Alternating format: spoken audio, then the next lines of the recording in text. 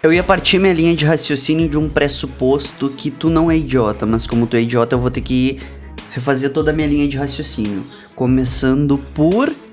compre meu livro, isso mesmo, no primeiro link aqui da descrição. Não esquece de se inscrever aqui no canal também, que é muito importante, e deixar o teu like nesse vídeo, ok? Bom, vamos lá, eu tava assistindo Attack on Titan nos episódios 53, 54, 55 e 56, onde tá acontecendo um arco que tem tipo um titã bestial lá, que tá enfrentando o reconhecimento. Até aí tudo bem. Fora o fato que o Titã Bestial tem muita inteligência e é um chefe de guerra. Aconteceu várias coisas interessantes nesses episódios, mas o que mais me chamou a atenção foi um dilema moral que o Levi teve que enfrentar. Dado todos os acontecimentos, todas as baixas do reconhecimento, à beira da morte estavam Erwin e Armin. Só que o reconhecimento tinha um último recurso, um recurso derradeiro, que era uma injeção que transformava a pessoa quase morta em Titã.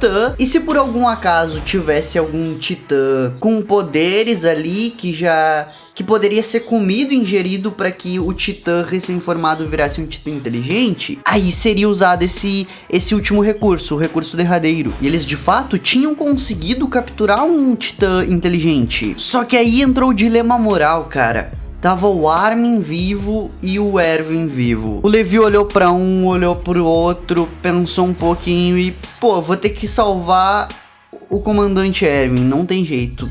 Dane-se o Armin. Só vamos poder salvar um mesmo. O Armin tá abaixo na hierarquia do poder, tem menos méritos que o Erwin, então vou salvar o comandante. Só que nisso chega o Eren putaço. O Eren ia me casa putaço com o Levi. Já pronto assim, ó, pra entrar em combate ali físico, levantando as lâminas mesmo e dizendo, não, tu vai salvar é o Armin, mano. E aí houve essa pequena resistência, uma troca de farpas ali, só que o Levi disse, ô, tira todo mundo daqui que eu vou salvar, vai ser o Erwin, não tem essa. Mas em um último momento, assim, um último lapso de consciência, quando o Levi já ia salvar ali o Erwin, ele pensou e salvou o Armin. Não para agradar as pessoas, ele pensou que aquele ali já era um momento de partida do Erwin, que ele deu sua vida em troca dessa missão, e que era isso, que ele descansasse em paz, entendeu? Parasse de sofrer nesse mundo cruel. E eu fiquei pensando, né, como é que ele fez pra calcular que a vida do Erwin era menos importante do que a vida do Armin? Porque se fosse ver todos os indicadores, né, o Erwin tinha mais méritos, mais inteligência, o Erwin era um gênio, eu até tenho que trazer vídeos de liderança sobre o Erwin. Só que eu pensei em uma coisa, talvez o Levi não tenha olhado em retrospecto de uma forma quantitativa, mas sim qualitativa. Talvez em vez de olhar pelo tanto de feitos que o Armin tinha, ele olhou pela perspectiva de potencial. Talvez ele não tenha muitos feitos, mas ele tem uma capacidade prodigiosa. Afinal de contas, quase todas as últimas estratégias caem na conta do Armin. Não dá pra negar que ele é genial. E aí eu fiquei pensando na vida real, porque vocês sabem, né? Eu sempre trago o anime pra vida real, ou pra filosofia, ou pra uma reflexão. E aí me veio alguns casos muito curiosos aqui na cabeça, onde quantitativamente era mais provável o fracasso do que o sucesso. E alguns casos, qualitativamente, em que o mano tava perdendo e fracassando muito, mas havia uma esperança ali que não havia no mano que tinha mérito de quantidade. Vou te dar um exemplo básico aqui. Existe um empresário no passado chamado Eike Batista, que ele foi um dos homens mais ricos do mundo na época. Tipo, chegou a entrar pro top 10. E existiu o Elon Musk. Se tu olhasse pro Eike Batista, tu apostaria toda a tua grana nesse mano, largaria na mão dele com o intuito dele transformar a tua grana, melhorar o mundo, etc, etc, etc. Hoje em dia esse mano perdeu toda a grana dele. Ele deve ser rico ainda, mas perto do que ele foi, perto do poder que ele teve, ele é um nada hoje, sumiu do mapa, desapareceu. Ele é uma referência do que seria um fracassado. Mas assim, se tu fosse analisar quantitativamente, pô, tu apostaria tuas fichas nele. Tinha uma possibilidade enorme que ele se desse muito bem. Agora, em outro caso, a gente tem o Elon Musk. O Elon Musk, em determinado momento da vida dele, ele ia ficar devendo, sei lá, 40 milhões, se eu não me engano, tá? E as duas empresas dele iam falir. Se tu tivesse a oportunidade de apostar no Eike Batista e no Elon Musk nessa época em que o Elon Musk tava meio mal, que eu não sei se foi antes ou depois da caída do Eike Batista, mas enfim, tu ia apostar no Eike Batista e ia dizer que o Elon Musk ia fracassar miseravelmente. Só que aí acontece que o tempo passou, o Eike Batista caiu escada abaixo e o Elon Musk subiu que nem um foguete pra cima. Diversas realizações, mudou paradigmas, enfim, em uma questão moral que tu tivesse que salvar só um, provavelmente tu optaria por salvar o Eike Batista lá no auge e não o Elon Musk, só que o Elon Musk ultrapassou o Eike Batista e deixou até os bilionários pra trás. E eu acho que o Levi, ele viu exatamente isso no Armin. Por exemplo, o Erwin atingiu tudo que ele tem pra atingir e é aqui, o limite dele é aqui.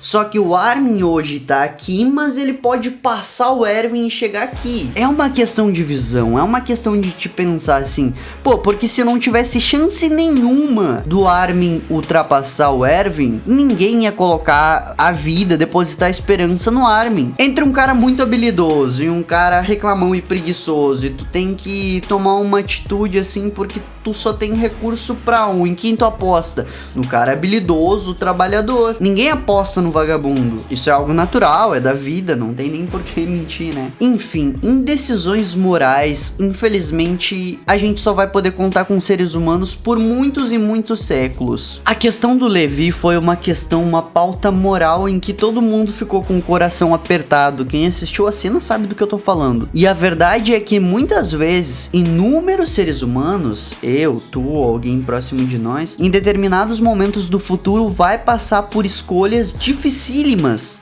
que envolve pautas morais, que envolve, sei lá, beneficiar alguém, prejudicar alguém, porque tem um único recurso, por escassez de recursos. E aqui a gente vê que o ser humano, ele vai sempre fazer um cálculo e vai ser imperfeito, mas ele vai errar tentando acertar. Vamos supor que as máquinas se tornassem melhores que os seres humanos em tudo. Consegue plantar arroz, consegue fazer texto melhor que tu, consegue fazer lâmpadas melhor que tu.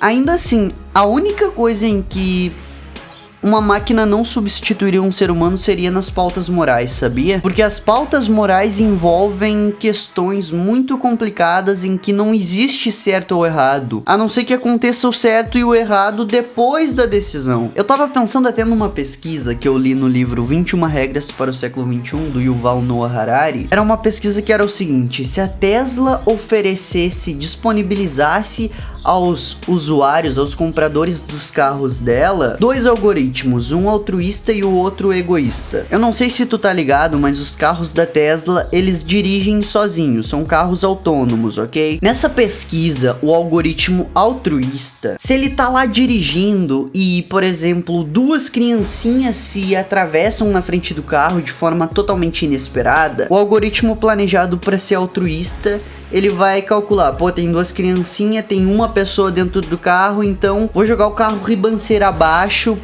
pra salvar as duas crianças. Isso é o que o algoritmo altruísta faria. Agora, em comparação, o algoritmo egoísta, ele faria o oposto. Ah, duas crianças se atravessaram na frente do carro, beleza, se tiver que atropelar pra manter a integridade de quem tá dentro do carro, vou fazer isso. E aí, quando perguntaram pras pessoas o que elas achavam disso, a maioria esmagadora respondeu: não, o certo, o moralmente certo é defender as duas criancinhas ali, e é isso, tá corretíssimo. Só que aí perguntaram pra essas pessoas: tá, mas e se fosse 5 crianças que por eventualidade se atravessassem assim na frente do teu carro e tá tu e a tua família, seja tu e o teu pai, tu e a tua mãe, ou tu e o teu namorado, tua namorada, qual desses algoritmos tu ia preferir ter no momento? Porque o acidente ia ser inevitável. E aí a maioria das pessoas disse o seguinte: olha, eu acho que eu optaria por ter o algoritmo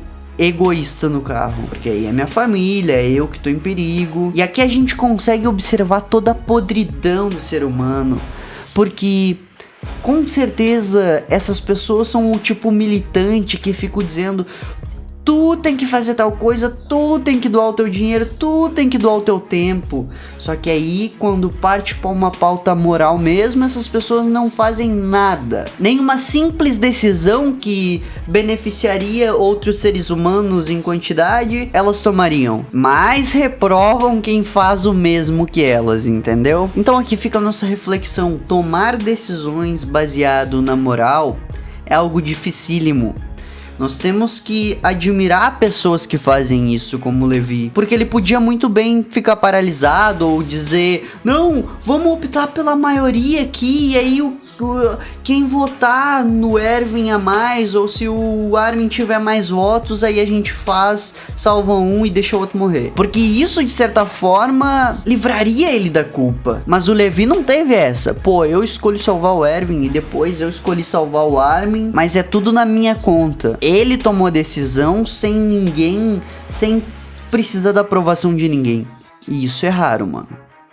Isso é raríssimo. Pessoas que tomam as decisões pra ir lutar contra ideais malévolos.